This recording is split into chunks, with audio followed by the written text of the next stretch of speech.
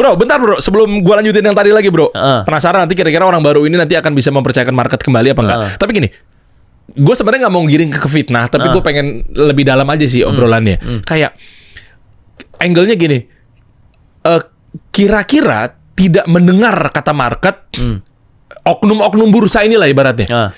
Tidak mendengar ini dikarenakan ada indikasi bisa nggak kalau digiring obrolannya ke mental korupsi? Gue nggak tahu lah istilahnya, maksudnya janjian sama siapa. Intinya kesimpulannya benang merahnya ini adalah menguntungkan sebelah pihak.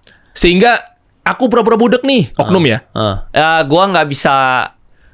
Bukan maksud gue gini. Nggak. Iya, enggak. Bukan maksud gue gini.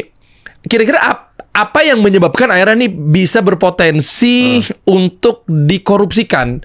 Gue masih bingung. Gue pengen tahu kalau edukasinya aja. Kalau potensi korupsi kan janjian sama siapa? Gua nggak tahu karena kan bukan ranah gua ya. Tapi tentunya ya di bursa saham itu kan bisa.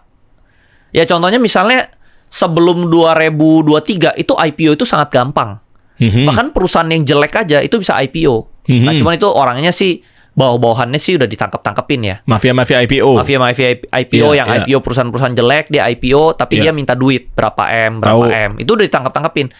Tapi kalau mau ngomong kan masa bawahan lu begitu lu kagak tahu? Ya gitu lah, gue cuma bisa ngomong sampai sana lah. Ya gini.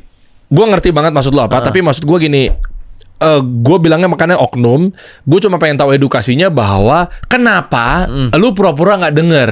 Maksud gue ini berbanding lurus. Gue nggak tahu kenapa dia nggak denger. Potensi dikorupsikan nih gue penasaran. Misalnya contoh, karena dia nggak oknum ya, nggak denger itu karena dia lagi main di sisi ini. Nah maksud gue jangan-jangan siapa tahu ini bisa menjadi satu masukan ke Pak Purbaya, Pak Prabowo terkait dalam hal. Wah, berarti Pak, ayo pantau yang di ranah ininya. Nah, itu aja maksud gue. Kayak misalnya kan pura-pura nggak denger ini kan cuma dua hal, bro. Memang nggak denger atau ada keuntungan. Iya. Ya itu gue. Itu maksud gue. Gue nggak bisa jawab lah, gue nggak tahu lah di situ. Tapi bisa dua-duanya, tapi gue nggak tahu yang mana. Tapi gue nggak bisa menuduhkan. Siapa tahu ternyata memang dia nggak mau denger, dia nggak denger aja, atau dia sibuk dengan hal yang lain ya. Gue nggak tahu. Mungkin sibuk dengan hal yang lain. Iya.